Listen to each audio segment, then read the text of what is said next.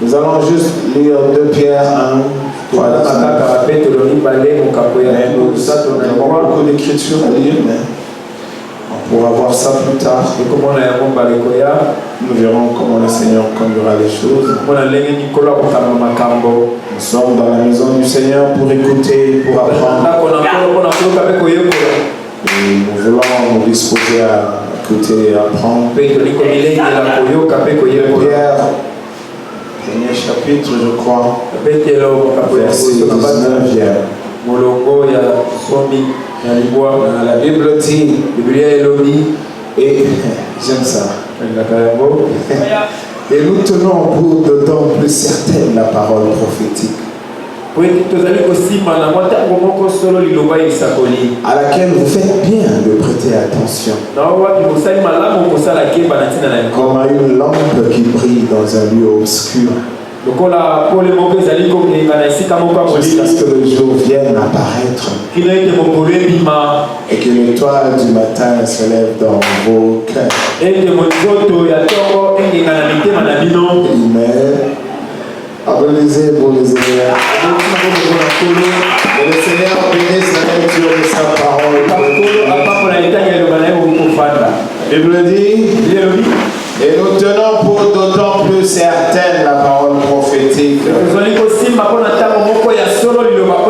laquelle vous faites bien de prêter attention. Une lampe qui brille dans un lieu obscur jusqu'à ce que le jour vienne apparaître et que l'étoile du matin se lève dans vos cœurs. Au 20e millénaire,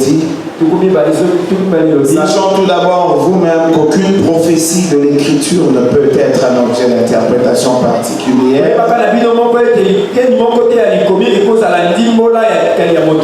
Maintenant écoutez 21e. Car ce n'est pas par une volonté d'homme qu'une prophétie a jamais été apportée. Mais c'est poussé par le Saint-Esprit que les hommes ont parlé de la part de Dieu. Que les hommes ont parlé de la part de Dieu. Non pas parler de la part d'un président. Ou parler de la part d'un roi. Ou d'un quelconque homme qui serait puissant au milieu de nous. Les hommes ont parlé de la part de Dieu. Et Dieu est pour nous cet être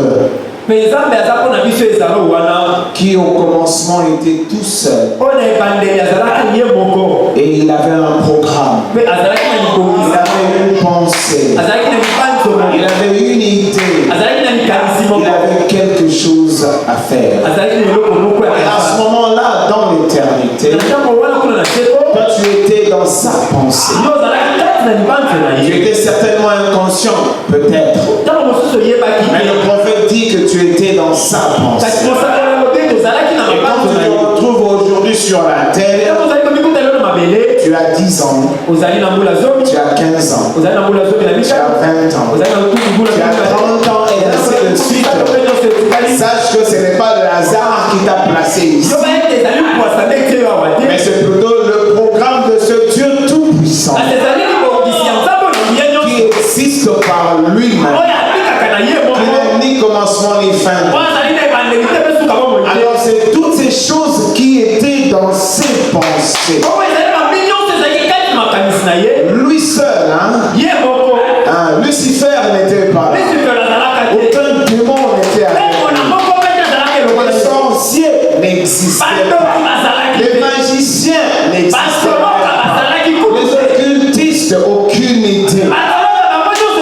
Alors, depuis cette gloire-là, chaque génération, chaque période, chaque vague d'humains qui remplissent cette terre, ils viennent tous de ce grand et glorieux programme.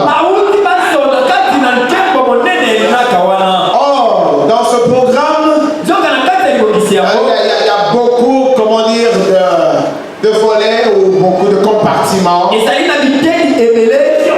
y a beaucoup de choses à accomplir dans ce programme. Et moi, je voudrais qu'on puisse comprendre ces choses afin que l'on comprenne pourquoi nous nous réunissons ici. Pourquoi nous sommes quelque part là une église locale. Et pourquoi tu as voulu te réunir ici avec moi et le frère afin de nous permettre de marcher ensemble, d'expérimenter sa puissance au milieu de nous, afin par la parole qu'on prêche en ce lieu, nous soyons convaincus de sa divinité, convaincus de ce programme glorieux. Chacun de nous arrive à se conformer à cela, à contrôler sa vie, à protéger la gloire dans son cœur, à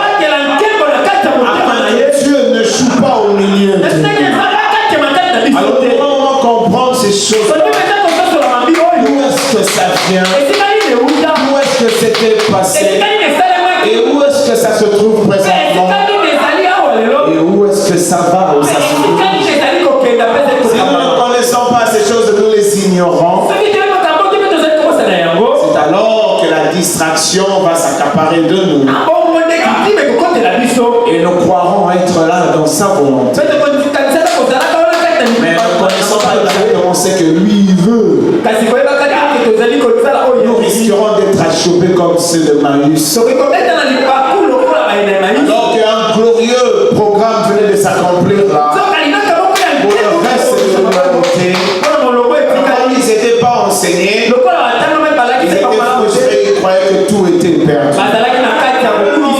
Et ils passaient leur temps à marcher sur ce chemin d'Emmaüs. C'était comme un chemin de tristesse. C'était comme un chemin d'amertume. Et ils se posaient des questions, pourquoi? Mais heureusement pour toi et moi, et heureusement pour eux aussi, Dieu, le responsable de son programme, il a prévu ne pas te laisser dans l'obscurité. Ton âge, il n'a pas prévu de te laisser dans l'ignorance. Et ta génération a prévu une lumière glorieuse. Parce qu'il brille en ton temps. Et que tu sois éclairé. Que tu saches exactement ce qui se passe. Sa volonté. Qu'est-ce qu'il veut de nous. Et comment me tenir moi par rapport à cette grande révélation. Amen. Et il marchera avec nous sur le chemin de Marius. Et il marchera avec nous ici à la colombe. Jusqu'à ce qu'il nous amène à la perfection, à la connexion avec sa plénitude, à la connexion avec la pierre fêtière, afin que l'on s'identifie à notre sacrifice et exprimer ses vertus parmi ceux qui sont perdus et aussi ceux qui sont sauvés. Donc toi et moi, tel que nous sommes assis là, nous avons plutôt une mission à accomplir. C'est un peu comme Marie en son temps. Elle avait une mission à accomplir. Et elle était branchée. William Branham dit, chaque fois quand elle allait dans les synagogues, et on disait, je crois Isaïe 9, cette jeune fille qui devait concevoir. On veut dire, ça frappait l'esprit de Marie comme pas possible. Les sortes de temps, vous retournez à la maison. Son esprit était déjà connecté à ça. Tranquille. Elle était influencée par la vertu du contenu de la promesse. Amen. Il est vrai que nous sommes des pasteurs et nous souffrons beaucoup parce que nous portons plus de poids que prévu. Parce que l'évangile, c'est comme ce filet là que l'on jette. Et même les non prévus entrent dans le filet et ils doivent être tirés jusqu'à l'arrêt. Et ça fait plus de poids et plus de soucis. Mais il est évident que dans le filet, il y a ceux-là qui sont appelés à discerner. Un peu comme la femme au puits, écoutez-moi. Oh, elle était une femme de mauvaise vie. Mais la loi de la prédestination ne tient pas compte de sorte de vie.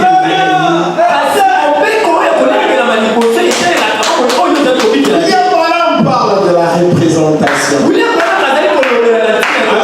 pharisiens et les sadducéens le traitaient de Belzébuth. Cette femme de mauvaise vie qui avait cette représentation, quand elle était mise en contact avec la promesse accomplie, quand elle avait devant la prophétie rendue manifeste, la représentation a permis une reconnexion totale avec d'où elle venait effectivement. Cette femme-là avait finalement compris qu'elle n'était pas de la terre.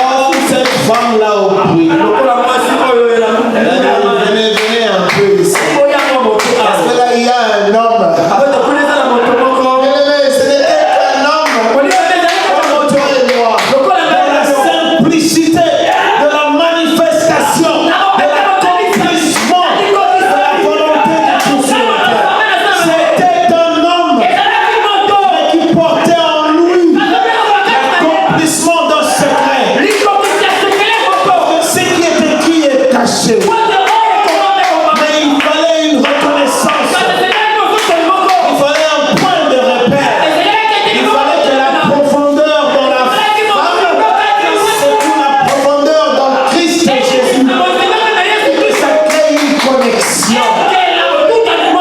Amen. Applaudissez pour le Seigneur.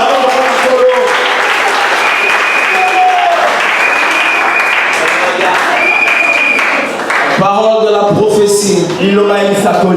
Ce Dieu-là qui était tout seul. Au commencement, il avait des pensées. Et dans ces pensées, il y avait différents types d'événements qui devaient avoir lieu sur la terre. Vous savez pourquoi la Bible dit que quelque chose arrive sur la terre sans que l'Éternel en soit l'auteur.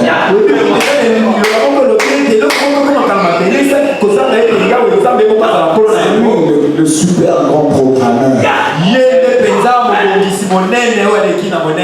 La Bible dit ici, car ce n'est pas par une volonté d'homme. Une prophétie n'a jamais été apportée. Soyons spirituels. Ce n'est pas par une volonté d'homme. Mais c'est poussé par le Saint-Esprit que des hommes ont parlé de la part de Dieu. Amen. En fait, les situations socio-politiques ou les situations politico-sociales, ce ne sont pas des choses innocentes, bien-aimés. Ce qui s'était passé sur la terre pendant les temps anciens, nous pouvons vous le prouver de manière chronologique. Prendre chaque événement de l'histoire de l'humanité, coller à une prophétie biblique.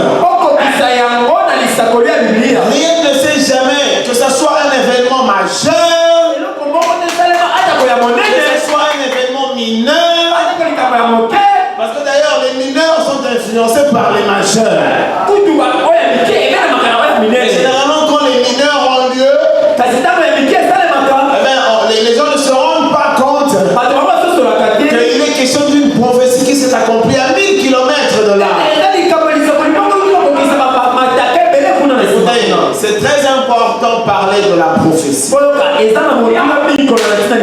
Moi j'ai simplement pensé que ça peut peut-être nous aider à entrer dans cet état d'alerte.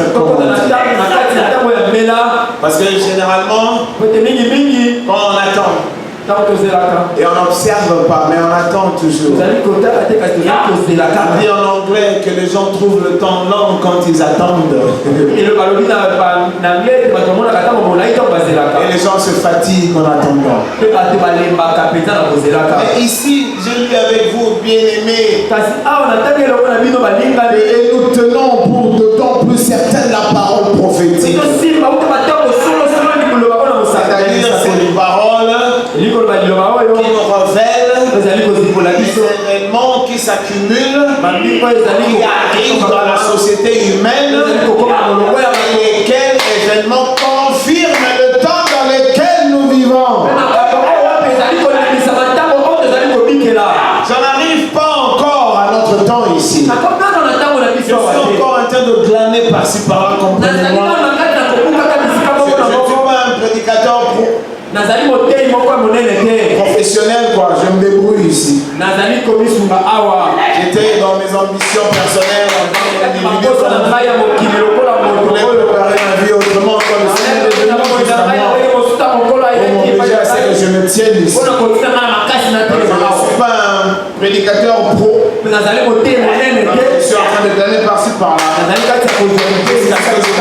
C'est culminant, on verra. Et nous tenons pour d'autant plus certaine la parole prophétique à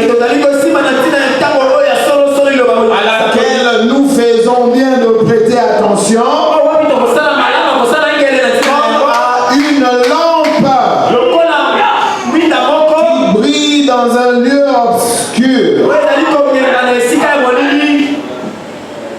Bon, maintenant je vais vous dire, Abraham avait rencontré Dieu, l'Éternel des armées. Mais Abraham n'avait pas le programme. Abraham subissait le programme. On a fait quitter la ville de ses pères, la ville d'où, la ville de sa naissance à Babylone. Et Dieu avait choisi le parti de la terre comme étant son territoire à lui. Écoutez, bon, je crois que je parle pas rapidement. Alors c'était cette partie de la Palestine qui drôlement relie tous les continents du monde. Parce qu'ils appellent ça la croissance fertile. Cette courbe de la Méditerranée. Les Aérois, non, excusez-moi, mais les Africains doivent connaître tout ça parce qu'avec Lampedusa et l'Italie, tout le monde est libre là-bas. La mer Méditerranée qui sépare l'Afrique, le nord de l'Afrique de l'Europe. Il va jusqu'en Palestine, ça forme une courbe comme ça. C'est cette courbe-là qui consiste cette terre-là que Dieu s'est choisi lui-même. C'est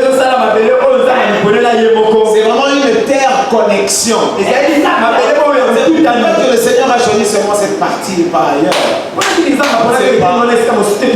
trouve que cette partie est connectée avec l'Afrique. Cette partie est connectée avec l'Asie. Et cette partie est connectée avec l'Europe.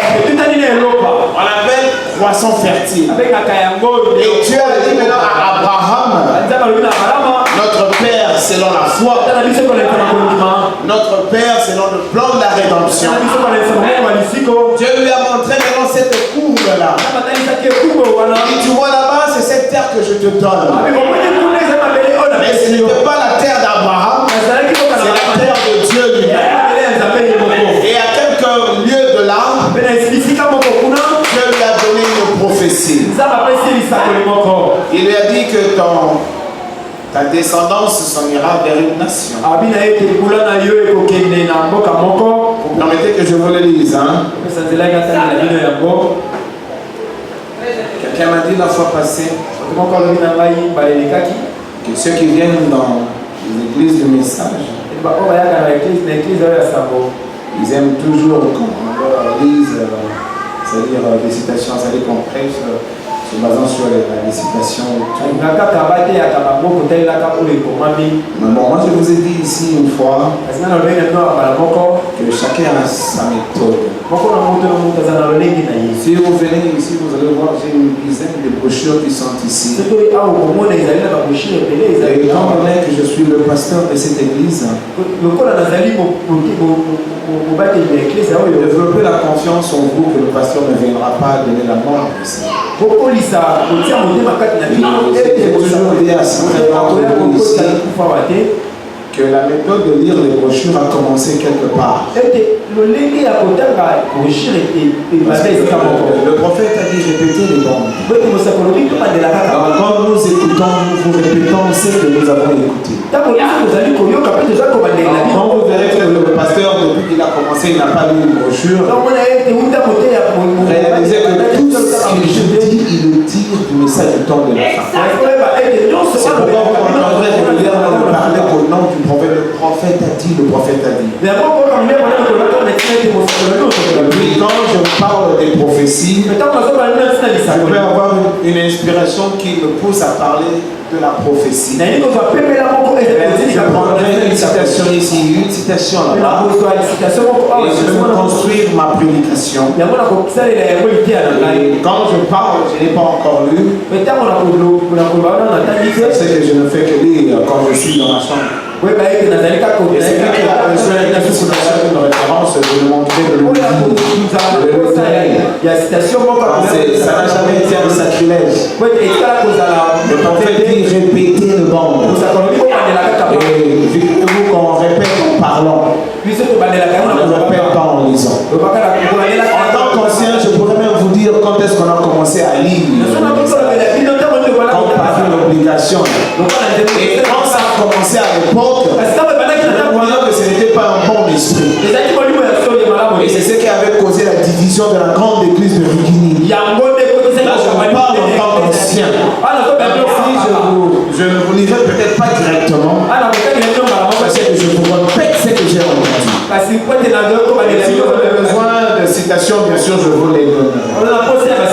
Voilà, nous lisons, donc je lis aussi la Bible parce que je sais aussi qu'il y en a inculqué dans certains d'entre nous ici. La Bible, on ne la lit plus. On ne lit que les citations. Alors ici, à l'Assemblée chrétienne, la Colombe, nous lisons d'abord la Bible. Et nous référons aux citations par la suite. Voilà. Donc je lis dans la parole de Dieu. C'est que la Bible. Alors je prends au niveau de Genèse 15. Où le Seigneur est en train de parler à son serviteur Abraham. L'Éternel dit à Abraham. Dans Genèse 15, 13e. Et l'Éternel dit à Abraham, sache que tes descendants seront étrangers dans un pays qui ne sera point à eux.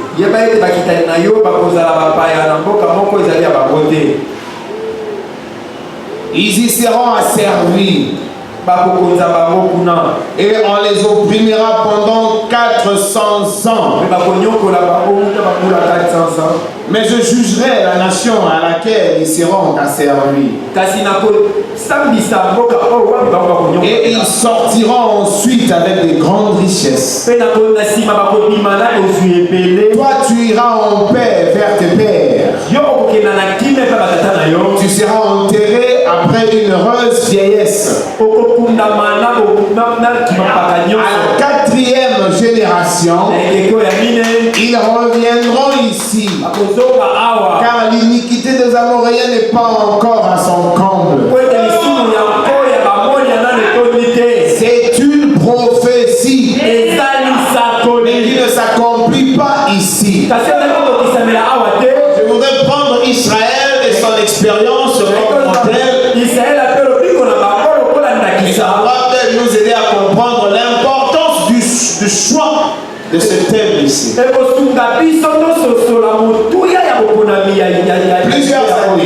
Plusieurs années sont passées. Abraham est arrivé, il a évolué. Isaac a été donné. Isaac a donné Jacob. Jacob a donné les 12 tribus. Et il s'organisait comme cela. Mais où était donc cette prophétie? Cette prophétie où il devait aller dans un pays étranger, où il devait être asservi et maltraité. Cette prophétie était encore contenue dans le sanctuaire, gardée dans le sanctuaire éternel de Dieu. En fait, Dieu il est comme un programmeur de l'ordinateur. Je ne sais même pas s'il faut dire ça. Et il a le souris en main, comme ça, il est en train de cliquer. Les hommes de science, ils disent que le monde est arrivé par hasard. Bon, nous ne croyons pas cela. Parce que nous avons la révélation de l'origine du monde. Voilà. Cette révélation ne vient pas de nous. Nous n'avons pas fabriqué. Nous l'avons trouvé en nous. Cette révélation a autorité sur notre être. Voilà pourquoi nous ne croyons pas comme les scientifiques. Nous croyons que le monde existe par la parole proclamée de Dieu. Parce que nous nous sommes trouvés comme cela. Ah, c'est pas un hasard.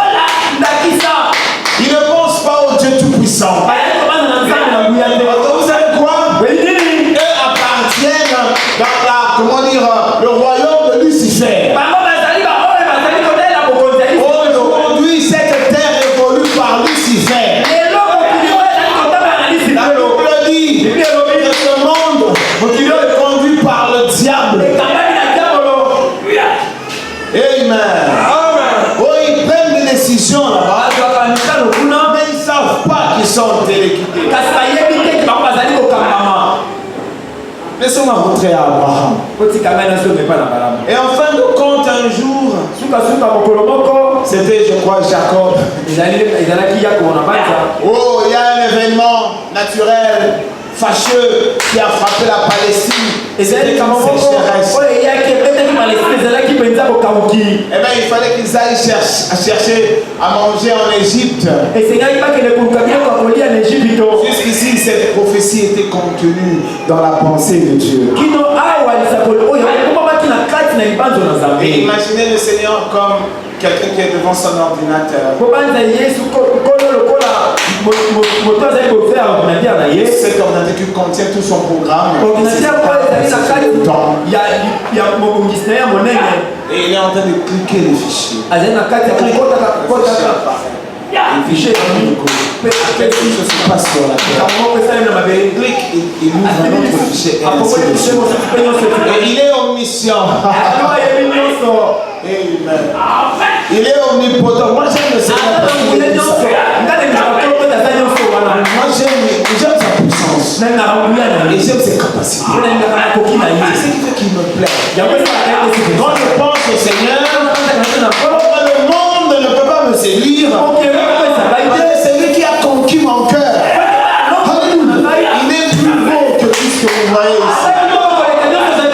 Et vous dites, il est plus beau comment? Mais vous ne lisez pas.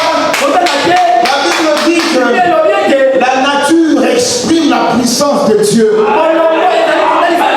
C'est l'apôtre Paul qui le dit dans Romains. Il a remarqué la grandeur de la création. Qui exprime la puissance du Créateur. Remarquez la perfection de l'humanité. La perfection du système de cosmos ici. Non, c'est un Dieu parfait et puissant. Moi, je ne vais pas entrer là-dedans. Sur la prophétie. Eh bien, il clique. Et quand il a cliqué, quelque chose se passe en Palestine. La famine frappe. Or déjà là, les Ruben et autres, mécontents du don que représentait Joseph, il avait vendu ces nomades peuples du désert.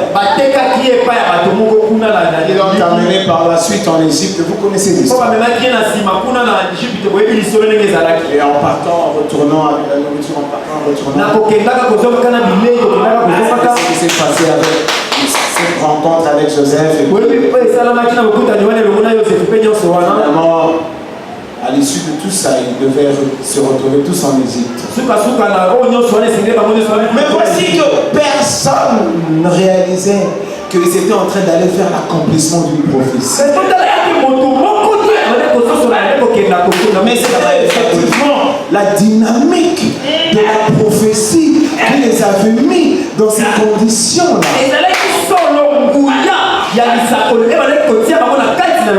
Mais ils sont arrivés en Égypte. Mais ils sont arrivés presque comme des princes. Leur frère était le second après Pharaon. Ils ont été bien installés. Accueillis. Ils ont sûrement eu de fonds.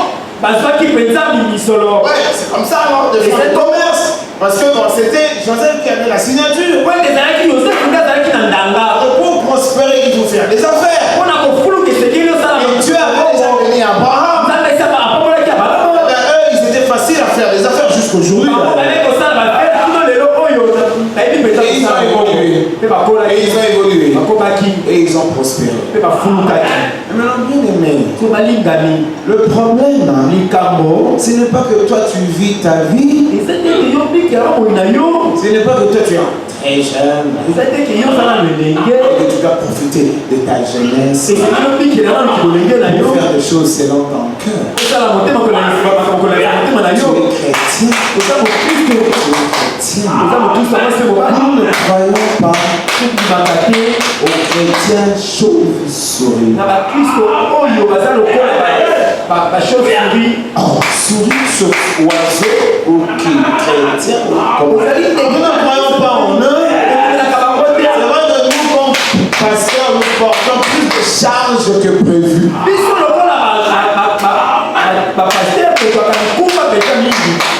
que prévu.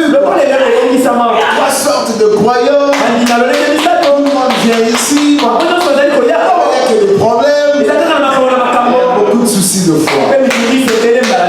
Croyons que peu importe ton âge,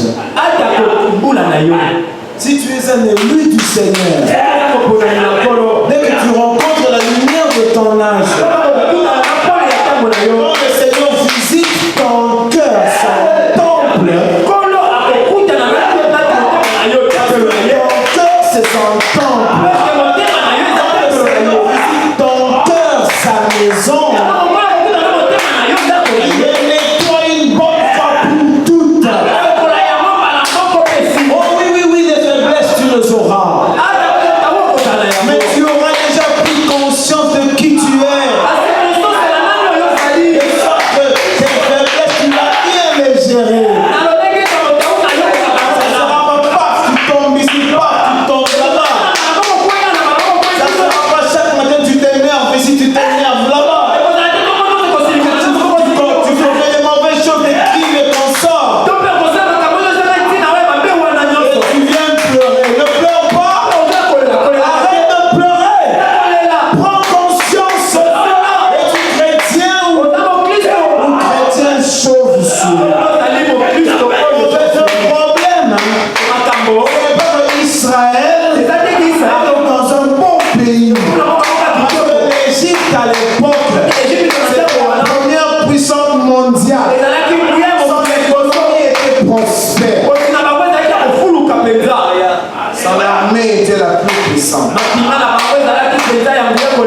Sa technologie, n'en parlons pas.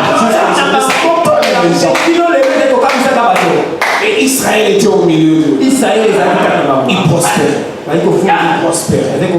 Et comme naturellement, comme toi tu penses qu'il faut que tu vives parce que tu es jeune, parce que vous avez appris des slogans mondains païens, on ne vit qu'une seule fois. Qui vous a dit ça? Vous ne connaissez pas la vie. Les bêtises aux gens, on ne vit qu'une seule fois. Ces slogans-là, c'est quoi ça? Oh, nous sommes les premiers rangs. Nous venons d'où nous savons. Et nous allons où nous savons. Pendant que nous sommes ici, nous sommes conscients de notre mission. Oh, je peux vous le dire 36 000 fois. Mais retournons en Égypte. Ils ont fait des progrès. Le problème, bien-aimé, c'est que toi tu dois fonder une famille. Que tu dois trouver une fiancée ou un fiancé. Au début de cette exhortation sur la prophétie, je crois dans Marc. Avançons des raisons fondées, des raisons qui confirmaient bien sûr le besoin de l'homme sur la terre, simplement pour refuser l'invitation du Seigneur Jésus-Christ. Chacun avait une raison. Non, je viens en peine de me marier. Ouais, savourer la lune de miel. C'est une raison fondée. Mais ça te dresse contre la volonté du Seigneur et Sauveur Jésus-Christ. J'ai 2 paires de bœufs. Frère, j'ai pris un crédit quelque part entre ce matériel. Mais c'est bon. Sauf que ça vous dresse contre la volonté. D'abord, écoutez. Le Seigneur ne vous-t-il pas de ne pas savourer votre lune de miel? Il ne vous interdit même pas de faire des projets, de prendre des crédits et consorts, de construire. Il nous veut accepté son invitation. Parce que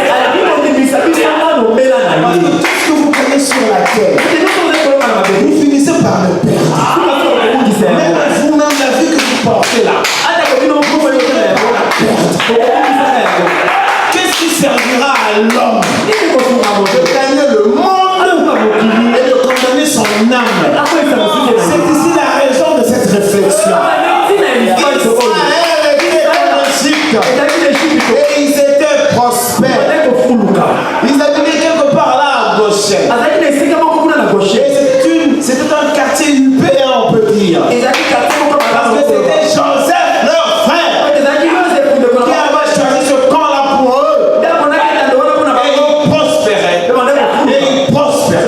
Mais voici qu'il y avait une prophétie, bien-aimée. La prophétie était prononcée avant même qu'eux viennent sur la terre. Parce que quand la prophétie était donnée, Abraham avait du mal à avoir un enfant, un héritier. Ils sont venus longtemps après. La prophétie les guettait tous là. Maintenant remarquez. Un pharaon est arrivé. Vous croirez peut-être qu'il est arrivé par hasard. C'est lui qui clique le fichier, a cliqué le fichier. Quand le Seigneur aura besoin de toi, et que toi tu seras dans la distraction, il entrera par la force dans ta vie. Et il te fera subir ce qu'il a toujours fait subir les gens dans la Bible. Il dit jusqu'à ce que j'ai mon attention, ton attention devant moi. Il ne t'a pas envoyé ici sur terre pour chercher un fiancé, pour chercher des diplômes au concert. Il t'a envoyé sur cette terre pour être un témoin, pour être quelqu'un au travers de qui lui s'exprime. Alors si tu lui donnes cette première place, c'est alors que tu pourras aller chercher la fiancée. C'est pourquoi tu pourras aller faire le diplôme. C'est pourquoi alors tu pourras aller chercher les voitures. Mais d'abord le royaume. Parce que le programme divin, c'est le royaume d'abord. Parce qu'un jour viendra, toute cette terre s'arrêtera de tourner. Et le système de ici disparaîtra. Alors à quoi ça sert à ce que vous gagnez votre vie et négligez le Seigneur? Il y a plusieurs façons de négliger le Seigneur. Il y a des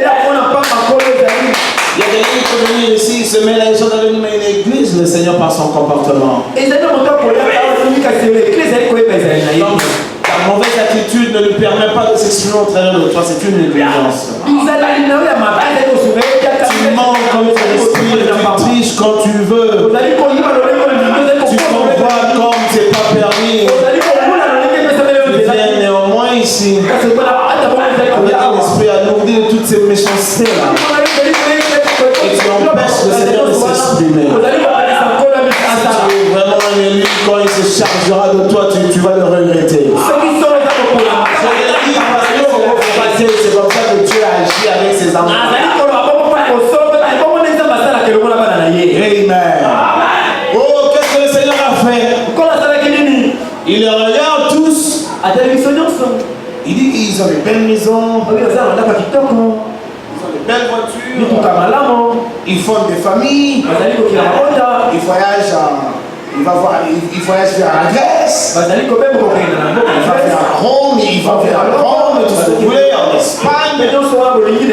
Et c'est des Ottomans, ils font des affaires. C'est Israël. C'était déclaré. Mais la prophétie dit qu'ils devaient sortir de là. Mais eux, ils ont oublié la prophétie. Qu'est-ce que Dieu fait? Il suscite un pharaon contre-courant. Naturellement, le pharaon réunit son cabinet. Et nous allons aujourd'hui parler des cas des des étrangers. Les conseillers amènent les documents et tout ça là. Personne ne parle d'Israël. Parce que tous ces ministres-là, ils connaissent la raison de la présence d'Israël. C'était qu'autrefois, leurs frères avaient sauvé l'Égypte du chaos. Et dans leur administration et leur histoire, ils reconnaissaient la valeur de ce peuple-là au milieu d'eux. Mais voici le pharaon contre-courant commence à réfléchir autrement. Remarquez quand même. Ils sont passés en tout. Et puis, vous ne voyez même pas qu'ils tiennent notre économie. Du territoire. Mais qu'est-ce que tu penses de ça? Et ça c'est à rentrer dans l'histoire, comment les peuples ont renversé de peuples alors qu'autrefois ils étaient venus comme des esclaves. Des gouvernements ont été remplacés seulement parce que les étrangers étaient venus là et ils ont concocté de mauvais projets contre eux. Ce pharaon il connaissait Joseph. Parce que chaque pharaon qui vient, il connaît l'histoire de l'Égypte. Et il apprend qu'une fois Joseph était là. Mais il a simplement refusé de les accompagner. Il dit non, on doit arrêter ça. Et ce sont les étrangers. Alors on le met sous un statut d'étranger. Et on va les surveiller. On va contrôler les avantages qu'ils ont toujours eu. On va les arracher. On va les aux Égyptiens. C'est pas tomber une nuit. C'est un projet à long terme.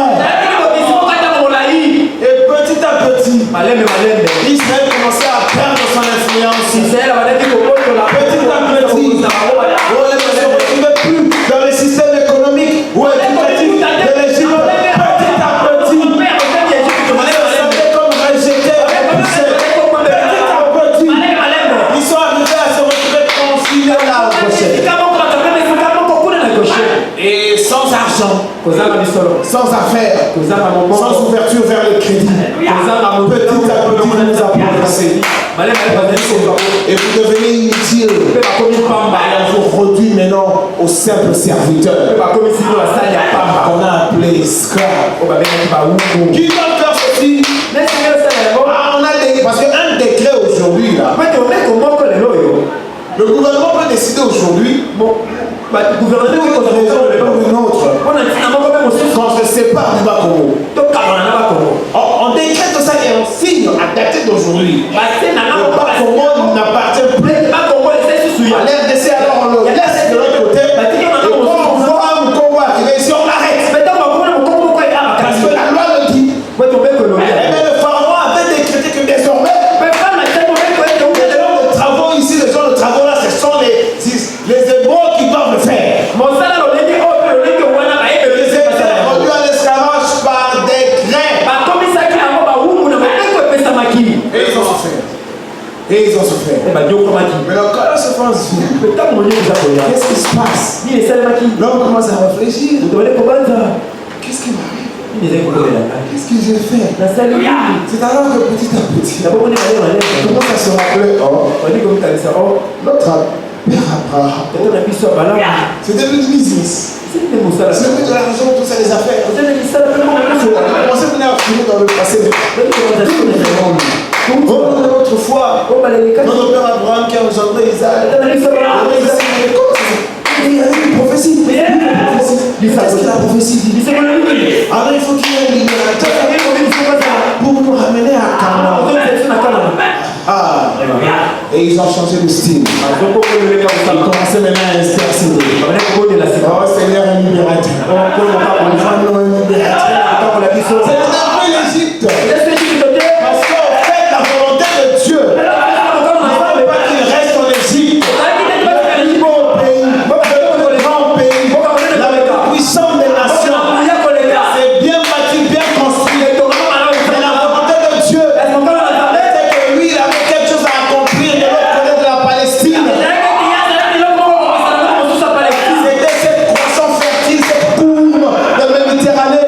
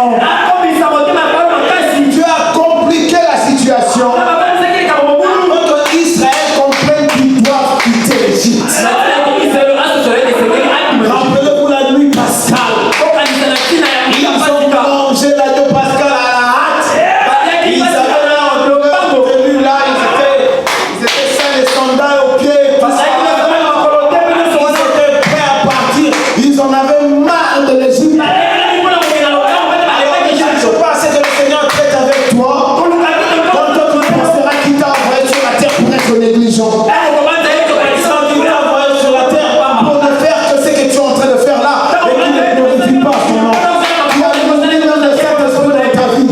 Chacun sait sa faiblesse.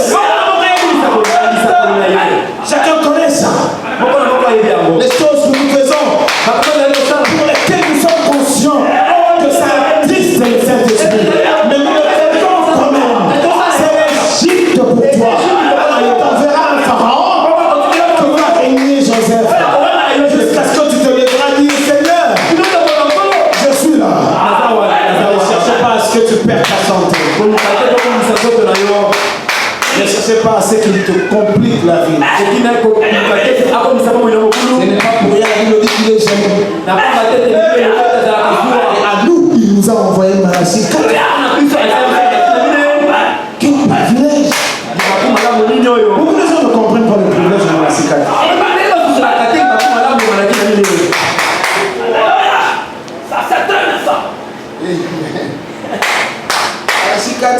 Malachi 4, moi quand je suis dans ma chambre, excusez-moi, je peux être sacrilège. Même le son de la voix de cet homme-là, ça me fait plaisir. Le prophète parlait dans...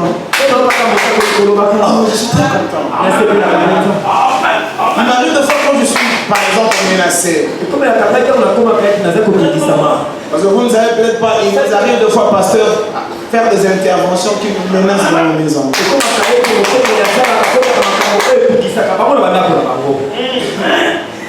Alors, je vais écouter la voix du prophète. Et ça me fasse le bien. Parce que pour moi, cette voix-là, c'est la voix du Seigneur. C'est la voix que le Seigneur a utilisée pour me parler directement. Et ça augmente ma foi. Et je considère les choses. Et je me sens libre. Qui veut venir où là? Rencontrer la colonne de feu. Qui veut venir où là? Je suis sûr que la colonne de feu, en cet âge, est retournée pour s'occuper de nous. C'est comme une fois, je vous racontais ici que les chefs de sorciers de Sélémbao, ils vont en mission là, menés vers moi. Bon, moi je savais rien représenter, c'est les chefs de sorciers de Sélémbao. Le problème de sorcellerie quelque part là. Et on devait les chrétiens en famille. Ils sont entrés dans mon bureau. Il y avait la représentante de la famille. Et moi et le grand sorcier. Il lui passait un prix. On lui a dit qu'il s'est passé. Je me suis mis à prier et puis là, le sorcier me fait une démonstration. Il m'envoie un feu. Beaucoup de flammes. J'ai les yeux fermés en train de intercéder. Et là, dans la nuit de mes yeux fermés, je vois des flammes en train de me menacer. A priori, je ne comprends pas. Je dis, mais ce sont des flammes que je vois. Je suis en train de prier. Mais quelque chose m'a un peu secoué. J'ai commencé à sentir de la chaleur. De ces flammes-là. J'ai eu une sainte colère. Alors j'ai monté de dimension. J'ai créé une tension de dimension plus élevée. Pas de panique. C'est moi qui suis supposé contrôler les choses. Je suis un fils d'Abraham.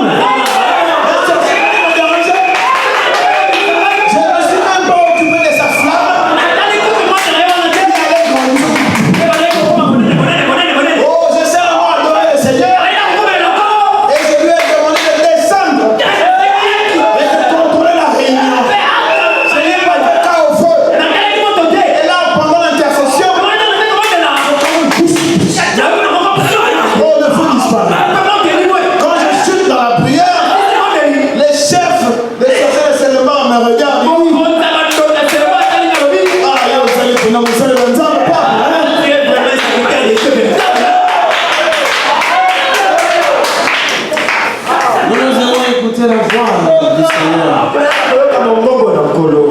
Si on n'avait pas écouté la voix littérale de Jésus-Christ, tu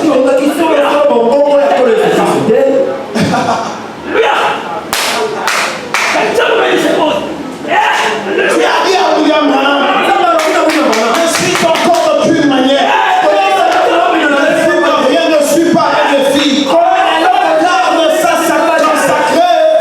Parce que Dieu, j'aurai à l'utiliser quand il sera grand. Vous cherchez la voix de l'archange, vous cherchez le son de la trompette. Alors mettez une demande d'écouter. J'étais en train de dire, nous sommes de Malachie 4 et nous sommes privilégiés parce que le Seigneur est entré dans une vie. Le Fils de l'homme qui revient en cet âge comme autrefois en Israël, les pierres, les hommes et les autres. Le Fils de l'homme est retourné ce soir la plénitude de sa personne. Comme je vous dis toujours, nous sommes spéciaux parce que nous avons reçu 2 anges. Et l'ange terrestre. Et l'ange céleste. Tous deux se confondant dans une vie. Tous deux se confondant dans un ministère. Quand tu écoutes ce soir et que tu prennes position, la prophétie qui s'accomplit, ça doit créer la mer comme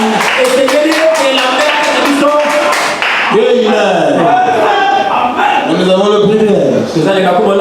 Alors, c'est Malachie 4. Et en ce sens simplement faire quand la voix parler. C'est pourquoi d'ailleurs Dieu lui avait dit.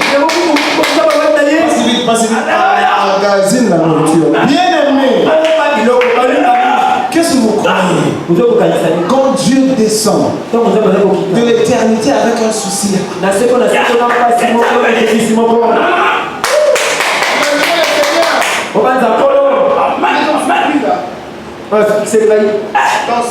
omniscience,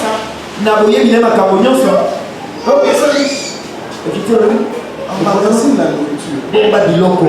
Parce que dans son omniscience, Branham passera. Mais il sait qu'un peuple vient. Et ce peuple-là doit écouter. Amen. Connecté du direct au direct. C'est-à-dire emmagasine la nourriture. Et c'est cette nourriture spirituelle qui nous nourrit jusqu'aujourd'hui. Ça nous fait gonfler d'une santé spirituelle. Ça nous fait gonfler d'une santé spirituelle. Nous sommes en bonne santé. Nous avançons avec lui. Nous prenons d'autant plus certaine la parole prophétique en lumière.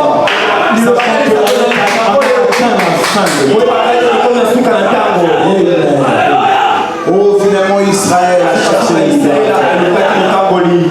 et Dieu dans sa politique parce qu'il faut qu'il descende comme s'il ne savait rien. Mais l'omniscient, c'est lui. Le programmeur, c'est lui. Il veut envoyer un homme finalement. Il dit, j'ai entendu les cris de mon peuple.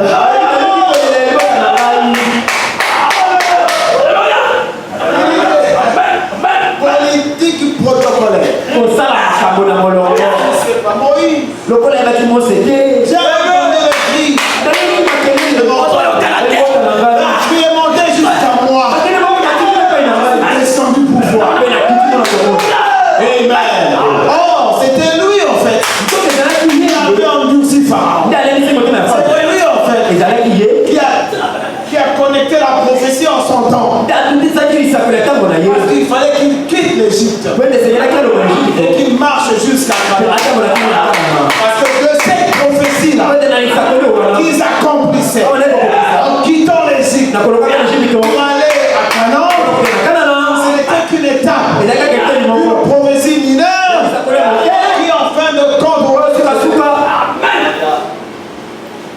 devait donner place à une plus grande prophétie. Vous me rappelez encore une fois, je vous avais lu ici, quand Balaam était contacté par Balak, je crois que c'était Balaam, donc il maudit Israël. Laissez-moi un peu le trouver. Vous comprenez un peu les prophéties.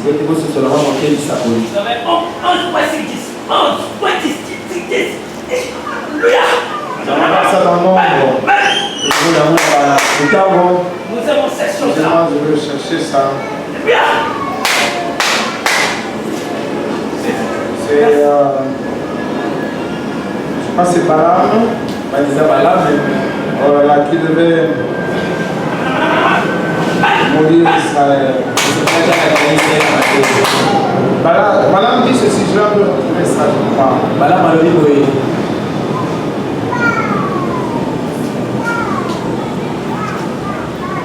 Oh, excusez-moi, il faut que je trouve ça.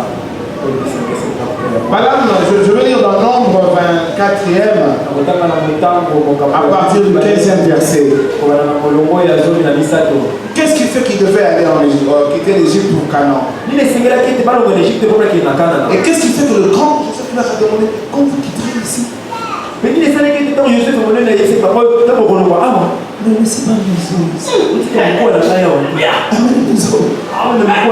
c'est l'Égypte, c'est grand, c'est vrai. Mais spirituellement, c'est bon, il n'y a aucune promesse ici. Il n'a fait aucune promesse ici pour le salut. Amenez maison à Canaan. Amenez maison avec moi en Palestine. Prophétiquement, il y a eu une promesse. Il y a eu une promesse majeure qui va s'accomplir. Oh, je vais à toi s'accomplira. Il viendra dans la chair. Il descendra dans le séjour de mort. Il nous fera tous sortir. Oh, pour nous ramener à la 6e dimension.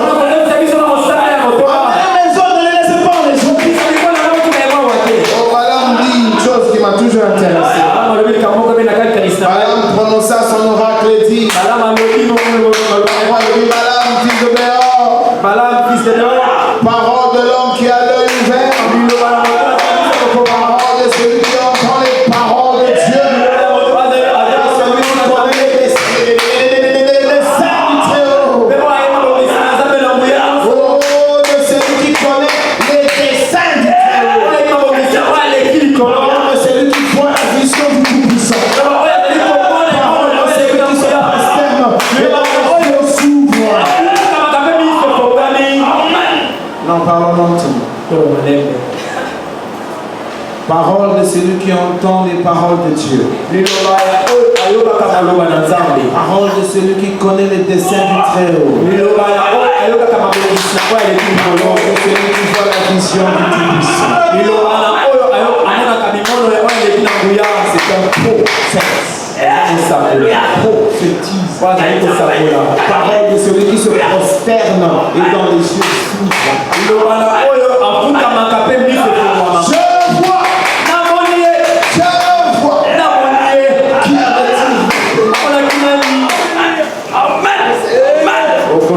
Israël n'est même pas en Palestine, mais lui il le voit déjà. Je le vois. Mais non maintenant. Je le contemple. Mais non de près. Un astre sort de Jacob.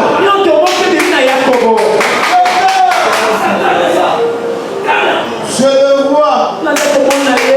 Parole de celui qui se prosterne et dans les yeux s'ouvrent. Parole de celui qui voit la vision du Très-Haut. Parole de celui qui connaît le programme de Dieu. Je le vois. Mais non maintenant. Je le contemple. Mais non de près. Je vais arrêter. Si vous prenez dans Habakkuk, tout le monde connaît ça. Habakkuk 2. Écris la prophétie.